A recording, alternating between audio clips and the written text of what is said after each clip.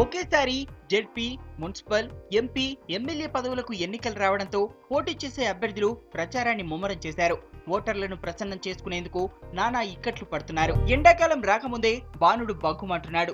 ఎండలను ఏమాత్రం లెక్క చేయకుండా ఎన్నికల్లో పోటీ చేసే అభ్యర్థులు గెలుపే లక్ష్యంగా ప్రచారంలో ముందుకు దూసుకెళ్తున్నారు. అయితే ఎండ తీవ్రత ఓటర్లపై ప్రభావం చూపే అవకాశం ఉంది. ఓటింగ్ పై అవగాహన కల్పిస్తున్న ప్రభుత్వం పోలింగ్ కేంద్రాలకు తరలించేందుకు ప్రత్యేక వాహనాలను ఏర్పాటు చేయాలని కోరుతున్నారు ప్రజలు. వేసవికాలంలో తీవ్రమైనటువంటి ఎండలు ఎక్కువ ఉన్న సమయంలో ఎలక్షన్ పెడతాం అనేది కొంచెం ఇబ్బందికరమైన పరిస్థితులు అయితే ఉన్నాయి.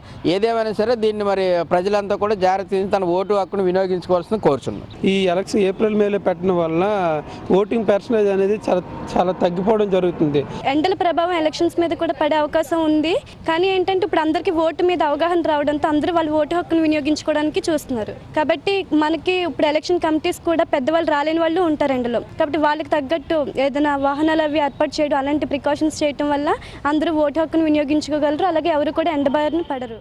ఎండలు మండుతున్న పార్టీలకు ప్రచారం చేయడం తప్పనిసరైంది. తమ అభ్యర్థులను గెలిపించుకోవడమే ముఖ్యమంటున్నారు ఆయా పార్టీల నేతలు, కార్యకర్తలు. ఈసారి క్యాన్వాసింగ్ అనేది మరి పార్టీ గురించి కష్టపడుతున్నాము. ఎండ కానీ వాన కానీ ఇంకా ఎలా పడితే ఇంకా అలా తిరుగుతున్నాము. ఎలా అయినా సరే గెలుపు సాధించాలని చెప్పి తపనతో ఇంకా ఎండున్నా వానున్నా ఎలాగున్నా సరే మేము ఇంకా డోర్ టు డోర్ క్యాన్వాసింగ్ చేస్తున్నాము. ఈరోజు ఎన్నికల వేడి రాష్ట్రం మొత్తం మీద ఉన్నా కూడా ఎండలు కూడా అంతే వేడిగా ఉన్నాయి. కార్యకర్తలుగా మేమైతే రేపు మా యొక్క అభ్యర్థులు గెలిపించడానికి ఇప్పటికే ప్రచారం ముమ్మరం చేసాం.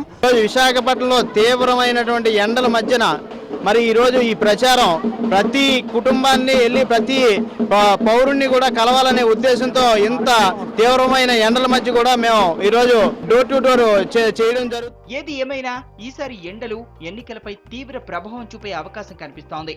అభ్యర్థులు మాత్రం గెలుపుపైనే దృష్టి సారించి ముందుకు సాగుతున్నారు. ఒక పక్క ఎన్నికల వేడి, మరొక పక్క ఎండల వేడితో రాష్ట్రం హాట్గా మారిపోయింది. ఓట్లు అడిగే అభ్యర్థులు, ఓటు వేసే ఓటర్ కూడా ఎండల బారిన పడడానికి తప్పడం లేదు. అయితే హాట్ హామీలతో పాటు కూల్ పానీయాలతో ఓటర్ని ప్రసన్నం చేసుకునేందుకు అభ్యర్థులు ఆశపడుతున్నారు. ఈ ఎండాకాలంలో కాకుండా శీతాకాలంలో ఎన్నికలైతే బాగున్నాయని ఓటరు ఆశపడుతున్నాడు. ఏది ఏమైనా విజయం కోసం అభ్యర్థి, ప్రజాస్వామ్య విజయం కోసం ఓటరు కూడా శ్రమించాల్సి వస్తుంది. విద్యుత్ person Maulana Bhaskar, L Srinivas, V6 news, Visakha.